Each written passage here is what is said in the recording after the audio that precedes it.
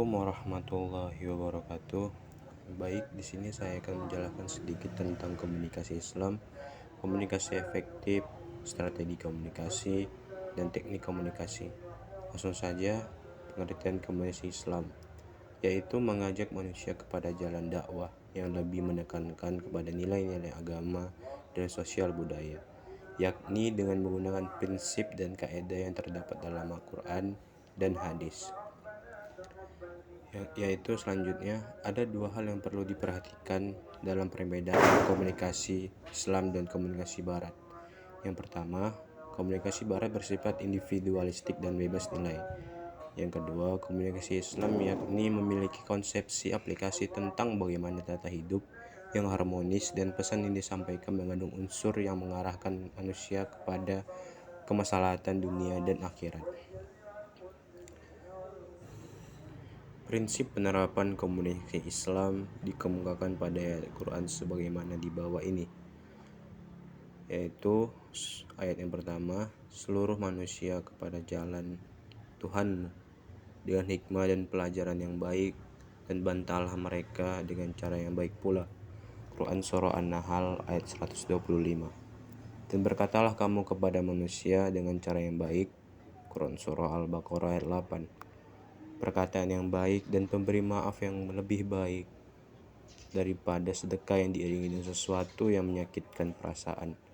Quran Surah As-Saff ayat 2-3. Siapakah yang lebih baik perkataannya daripada orang-orang yang menyuruh kepada Allah, mengerjakan amal soleh dan berkata, sesungguhnya aku termasuk orang-orang yang berserah diri. Quran Surah Fussilat ayat 33. Selanjutnya yaitu kita masuk ke pengertian komunikasi efektif.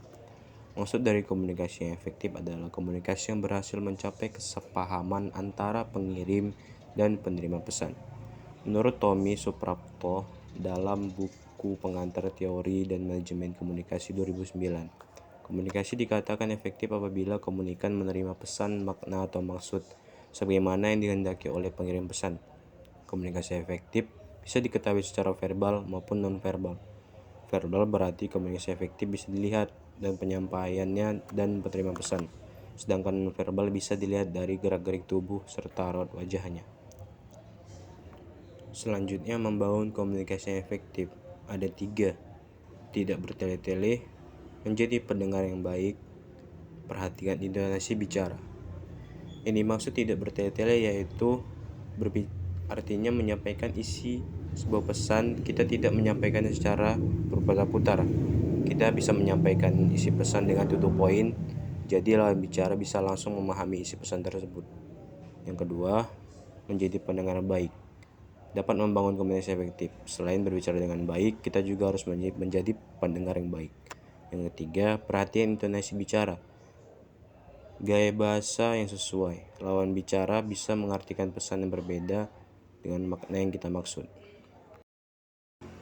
Selanjutnya kita masuk ke pengertian strategi komunikasi. Menurut Onong Uhjana Effendi, strategi komunikasi merupakan perencanaan komunikasi atau communication planning dan manajemen, komunikasi manajemen untuk mencapai tujuan. Sedangkan menurut Anwar Arifin, sesungguhnya suatu strategi adalah keputusan kondisional tentang tindakan yang akan dijalankan guna mencapai tujuan. Jenis-jenis strategi komunikasi. Yang pertama, strategi organisasi dari pimpinan ke anggota atau downward communication. Yang kedua, strategi komunikasi dari anggota ke pimpinan atau upward communication. Itu yang ketiga, strategi komunikasi yang efektif. Faktor pendukung strategi komunikasi. Yang pertama, mengenali sasaran komunikasi. Yang kedua, faktor situasi dan kondisi. Yang ketiga, pemilihan media komunikasi. Yang keempat, pengkajian tujuan pesan komunikasi. Yang kelima, peranan komunikator dalam komunikasi. Yang keenam, daya tarik sumber dan kredibilitas sumber. Selanjutnya kita masuk ke teknik komunikasi. Teknik komunikasi adalah menyampaikan suatu pesan yang dikemas dengan cara tertentu agar terjadinya komunikasi yang efektif antara komunikator dengan komunikan. Teknik dalam komunikasi perlu diperhatikan karena teknik yang baik dan tepat dalam sebuah proses komunikasi, pesan komunikasi akan diterima dengan baik pula. Para komunikan atau boleh apa saja yang menjadi objek penerima pesan dalam sebuah komunikasi yang disampaikan. Kesimpulannya adalah komunikasi Islam adalah mengajak manusia kepada jalan dakwah yang lebih menekankan nilai-nilai agama. Sedangkan komunikasi efektif adalah komunikasi yang berhasil mencapai kesepahaman antara pengirim dan penerima pesan. Sedangkan strategi komunikasi yaitu perencanaan komunikasi atau communication planning dan komunikasi manajemen atau communication management untuk mencapai tujuan. Selanjutnya yang terakhir, teknik komunikasi adalah menyampaikan suatu pesan dikemas dengan cara-cara tertentu agar terjadinya komunikasi yang efektif antara komunikator dengan komunikan. Sekian, terima kasih. Jikalau ada salah-salah kata, saya minta maaf. Kepada Allah saya mohon ampun. Wassalamualaikum warahmatullahi wabarakatuh.